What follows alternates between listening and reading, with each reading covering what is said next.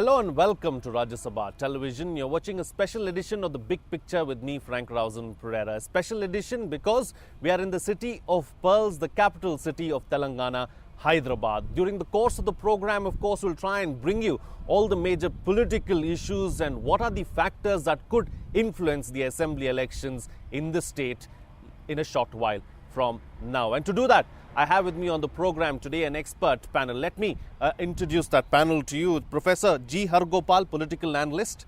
Also with us on the program, Professor Rama Melkote, political analyst as well. Ravikant Reddy, deputy editor of The Hindu. And Prashant Sagi, vice president, Motivity Labs. Thank you to all my guests for joining me on this edition of The Big Picture. Professor Hargopal, I'd like to begin the program with you. Let's not forget Telangana, of course, is the youngest state of the Union of India. How would you look back at the political journey of the state thus far? Youngest state, but I think is the old political culture. I don't think the political culture, particularly of the ruling regime, has qualitatively changed compared to the combined state. You know that Telangana is a product of a massive social movement. I think it is one of those unprecedented movements where there was a mass participation and the involvement of lakhs of students, government employees, all sections of the society. So obviously when a state is the product of a long social struggle, then the expectations of the people are bound to be very high. But definitely all of us being a part of the civil rights movement, one thing I definitely expected is that the democratic culture, democratic space will be widened because any social movement creates a democratic culture. So on that front, if you ask me how Telangana performed, because during the social struggle, all of us were a part, Rama, myself, all of us were a part of the movement. We obviously thought that there was a dominance of the elite section or the capitalist class from the Andhra region. And once that layer is removed, the region will become much more free from the dominance and it will really provide a considerable democratic space. We have had lots of democratic struggles. You know that Telangana has had Telangana armed struggle, Naxal movement, two separate movements, a very strong civil rights movement. So given the movements, as a political science student, we always think that the movements enlarge the democratic space. Movement deepen the democratic values. But to our utter surprise, that the old political culture of authoritarianism, centralization of power and curtailing the democratic freedoms, I think this has become much worse than the combined state. Because the Dharna Chowk, to give an example to the audience of this channel, that we had a Dharna Chowk where dissent was expressed. And one of my students also did a study on the Dharna Chowk for his doctoral degree. Now that Dharna Chowk has been completely scrapped. Right. I think that came to us as a shock, that a democratically elected government and a product of a long struggle should take such a decision not to allow the dissent to be expressed. So voices of dissent are not being tolerated is what you're suggesting. Absolutely. So but expectations have not been met. Ravikant, how would you look back at the 4.5 years as a journalist really? Do you believe that the aspirations and expectations from the people were far too many in the first place? Somehow after 4.5 years, a lot of sections feel they have been alienated from the government, particularly the students who were very strong, very vocal supporters of the entire movement, actually led the movement. But for the students and the political parties had to follow the students. That was the case. They built up the movement and the political parties had to follow. So that section is totally alienated today. And the farmers, unemployed youth, where which were aspiring to get jobs. It's very difficult for any government to fulfill the aspirations of everyone. But still, the kind of aspirations that were portrayed before them. Once Telangana is formed, you will get jobs and you will get employment anyway. But more than filling up the jobs, I think it's the attitude of the government that actually hardened. The Chief Minister himself says, where are the jobs? The man who said, each and after Telangana, one family will get one job and will ensure that. If not government employment, at least employment everywhere. All right. But again, the Chief Minister himself says, where are the jobs? Right in the assembly. I think that is what the attitude of the government is actually is more is not likened by the people than what they actually did on the ground at the ground level. Right. Professor Melkote, there's a sense of disenchantment as far as various sectors of society are concerned, is what both the panelists have suggested. Do you believe that that disenchantment is going to reflect in how the voter votes in the upcoming elections? Well, I think the voter today is much more calculating. She understands what the government stands for. So in that sense, I think, it's hard to say that the ruling party will get absolute majority. I doubt very much. The reason is that you take two sections. I mean, I would talk about two sections: student body, universities. What is the state of universities and education as a whole? The whole education system is in shambles. But in the state, the promise made that from in the manifesto, KG to PG education will be free for all. That has not been implemented. In fact, once they came to power, the total neglect of education, barring a few examples here and there, the Gurukul schools, etc. You take the universities, so many posts are vacant, lie vacant for years, for 4.5 years now in the university. I can tell you in Usmania University, several departments don't have teachers because the posts have not been filled. And the students are very, very unhappy about the whole situation. And let me tell you, the Chief Minister has not really gone and not once has he gone to address the students in the university. And without as it's already been said, the student support was so important for the Telangana movement. Second thing I'd like to say is about women. Look at the cabinet and look at the presence of women in the government or anywhere. There are no women. Everyone expected. People like me expected. It doesn't look like things are going to change either, because each of the parties has given 6 tickets, 14 tickets, single-digit tickets to women as well, going for the next election. Next election, let us see what is going to happen. But you see, any election, it's not an easy thing. The amount of money that is required to get elected or to contest elections is not easy. Are they willing to invest on women getting elected? I doubt very much. They're not doing it. And to this day, there is no cabinet minister, women minister in the cabinet. So I think, this whole thing. And also, I would like to question this attitude of the government to treat women as voters and dole out a few things like Kalyana Lakshmi. Give them doles, charity. It is charity and not rights of people that the government addresses. This is the most tragic thing about all governments. It's not charity. They want their rights to be fulfilled. They don't, like in, I think in Tamil Nadu somewhere, they said we want bonus, not saris.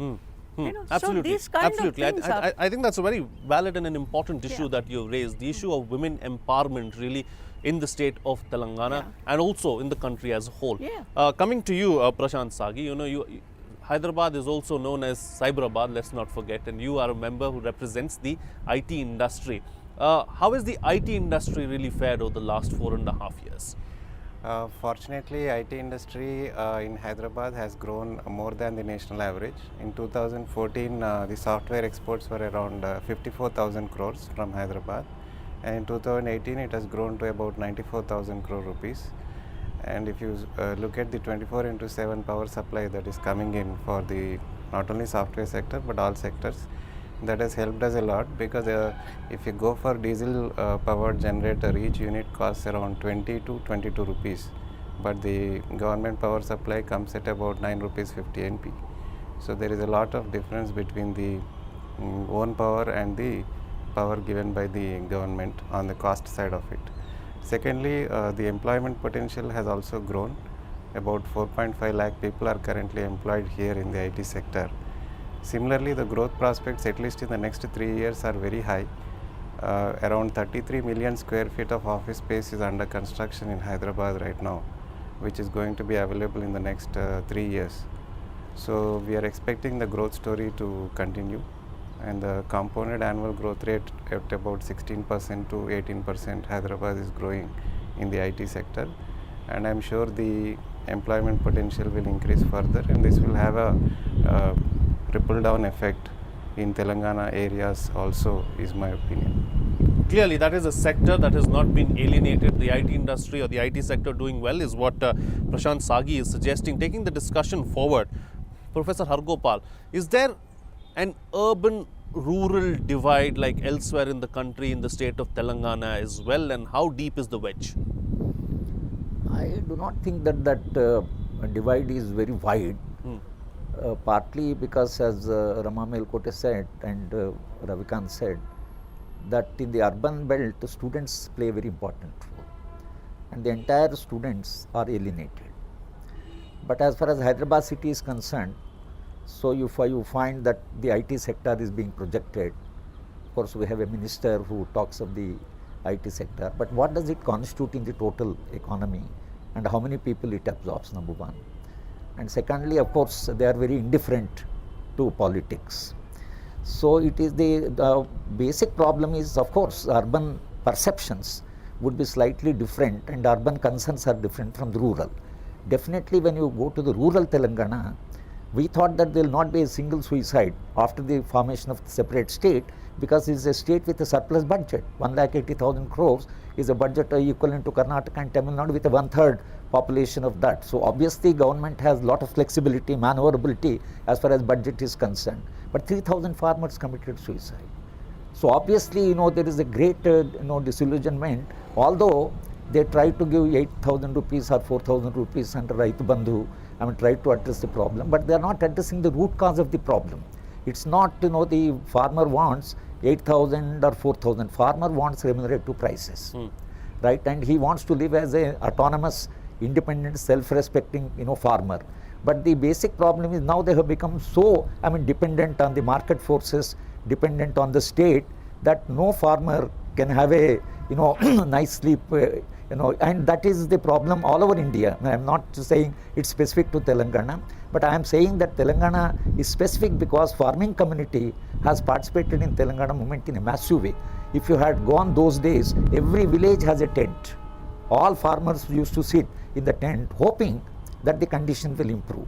And the rural schools, Rama was mentioning about the universities, rural schools, no appointment of teachers, no DSC, no single new teacher has been appointed. Government schools are crumbling. And when they are crumbling, now the government comes, and today the Chief Minister makes a statement, he will start Gurukula schools in the private sector. Something KG to PG free education to Gurukula schools in the private sector, and he says that he will give the 1,25,000 as a reimbursement to the private schools. What has happened? So obviously the rural parents, today if you go to any rural area, go to the poorest parents, the aspiration is to get their children educated. And I can give you one example, that one of the farmers who committed suicide was not able to pay 25,000 to a corporate college, and he didn't know how to face the daughter, and he committed suicide. The education is completely neglected, and it has been starved of the funds, and in the combined state it was 12%, now it has been brought down to 7.5% with the KG to PG free education slogan, which has come up during the movement, completely has been so betrayed, or whatever has happened, that complete neglect. Rural distress is obviously very high, but they have given certain, booty like thing, to the people. How far this type of, whatever, money this has been pumped into rural will change their perception in the electoral politics is yet to be seen. All right. Ravikant Reddy, what are the factors? Some of them have been discussed, Professor talking about rural distress, talking about the education sector, but what are all the other factors that will probably influence the voter going into the assembly election? I think it's the candidates. This election is more not about KCR, because 2014 people, if not overwhelmingly voted for him, they voted for KCR. They wanted a government which fought for Telangana. So he got the majority and he ruled. But this time the voting perhaps will be on the candidates, which most of them have failed to fulfill the aspirations or meet the expectations of the people. One big reason they say, the candidate themselves, was that say that they never had a say with the government. The MLAs, the ministers could not meet the chief minister and express what's happening in their constituency. So the communication between the MLAs and the chief minister was totally cut off. The chief minister was functioning isolated, almost isolated, except a few people. I think this is a grudge of MLAs themselves. And if you go to the rural areas, I think this one striking feature which I noticed was people had a lot of grudge against MLAs, not so much grudge against KCR because of various reasons, but they say no, I'll vote against this candidate.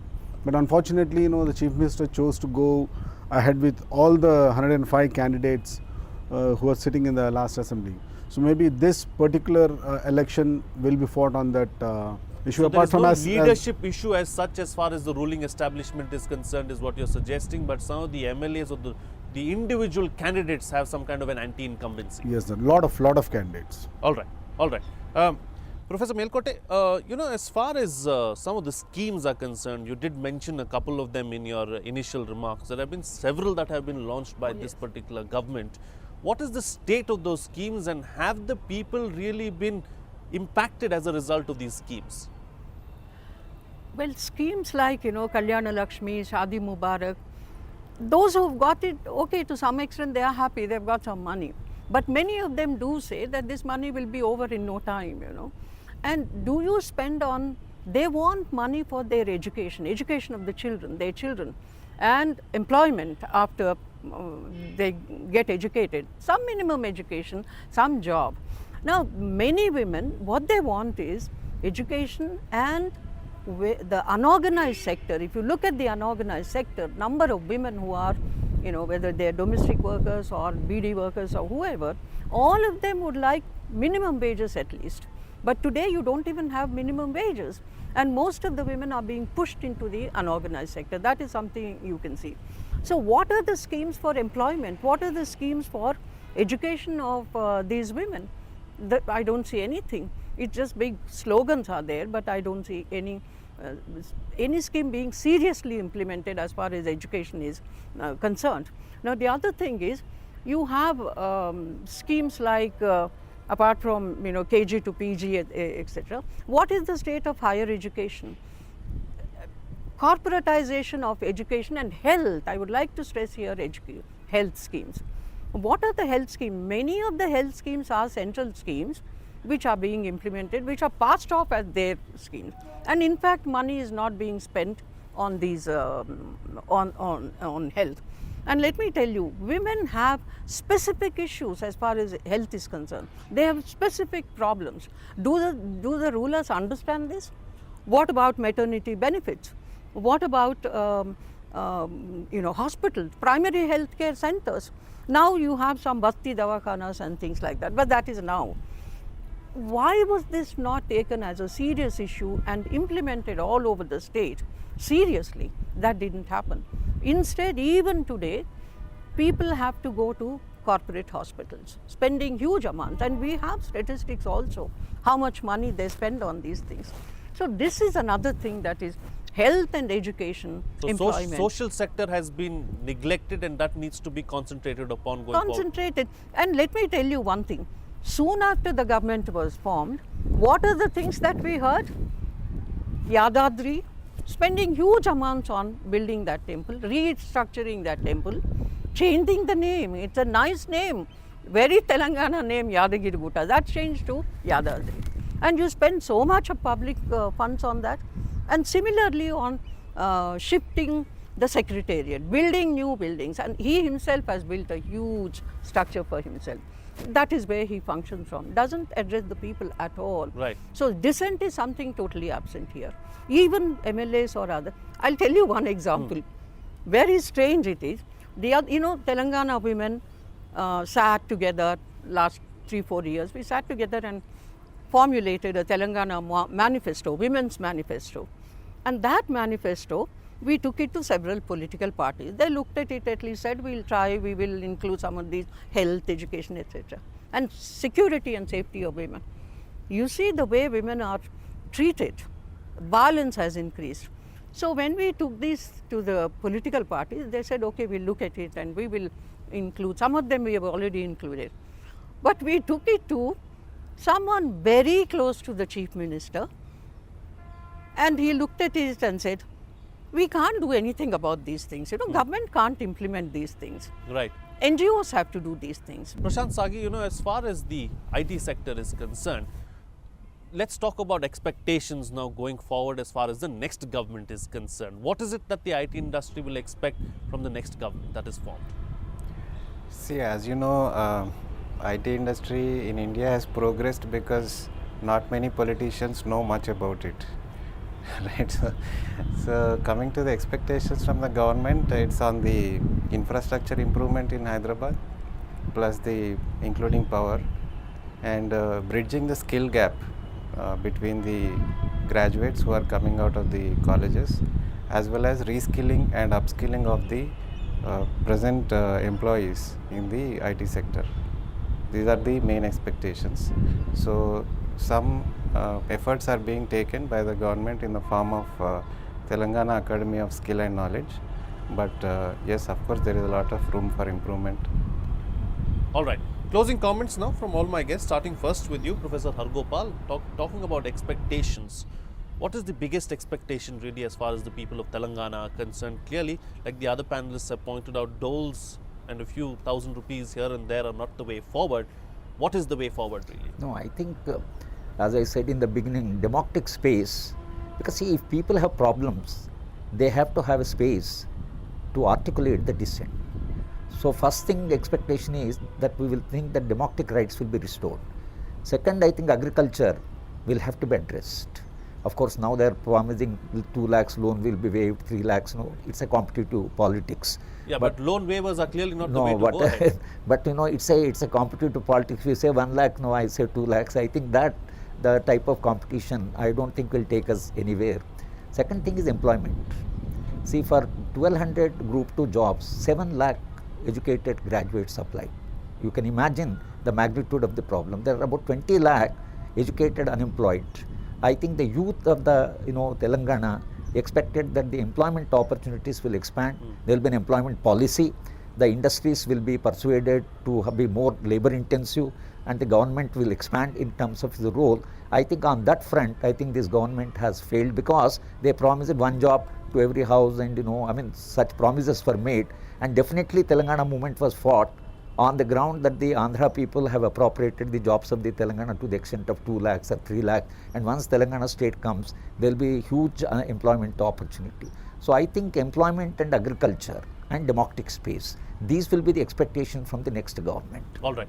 Ravikant, as far as these elections are concerned, do you believe that some of the national issues are percolating down to the people here in Telangana as well, or is it local issues really that are going to be key as far as these polls are concerned? And how big a problem is corruption really in the state?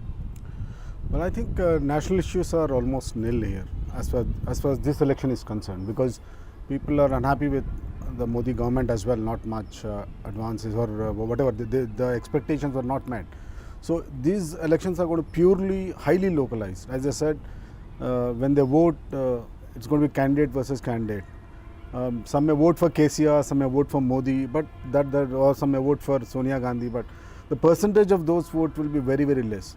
So it's going to be the candidate who is going to make a major impact in the elections. That's what I feel. And as far as corruption is concerned, I think a common man, yes, everyone feels that we should fight corruption, but when voting comes, not many people take it seriously, and the section that takes it seriously hardly votes, or even if they vote, they're not going to make a huge difference in the result. So at the rural level, they don't understand the corruption. If a lot of people say this state has a debt of 2.2 lakh crores from 60,000 crores in the last 60 years to, in the last 4 years, it's been raised to 2.2 crores. But the rural sector, the rural villagers, they don't really understand the magnanimity of that, the impact is going to make on the state in the long term. Like for example, I'll tell you Kaleshwaram project. The government is actually projecting as one of the best projects or never thought of projects. It may bring some good results, but experts, when an economist sits down, he says government will be spending 53,000 rupees per acre on the maintenance of it, whereas a farmer hardly makes 15 to 20,000 rupees on an acre. So if you look at economic wise, it's going to be a loss. I mean, it's going to So it's not cost the economically state. viable at the end of the day. Yeah, the viability. But you know, the problem is that the actual voters don't understand this economics. Absolutely. So for them, corruption and all these issues are much not importance. But still, the voting will be done. I think in this election, it's going to be on the candidates. All right. Other factors may not really matter much to them. Okay. Professor Melkote, close the show for us with your concluding remark on, on the best way forward, and is there a viable alternative to what we already have in Telangana? Definitely there is a viable alternative. You just look at the manifesto. If they implement what was they promised in the manifesto, the TRS promised several things, As I said, KG to PG education, health, this and that. But have they implemented any of those? And talking about farmers, it continues to be in a denial mode as far as farmer suicides are concerned. Telangana has had several farmer suicides from 1990s. And of course, they will say this has happened before also. But then when Telangana was formed, there was expectation that they would look into this issue. They never bothered. It's only recently that this Raitu Bandhu or whatever. Again, it's a question of doling out money. But what about restructuring? What about pesticides? What about fertilizers? Are you taking care of these things? Do they get them? They continue to be corporatized, and there are several things like this. So all that one is asking is implement what you have promised seriously. That doesn't happen. And instead, I just want to say recently how some of the honest officers who were in stake in Adilabad, one IAS officer who was doing good work, got transferred for no reason at all to a department which has no connection with him, in any way.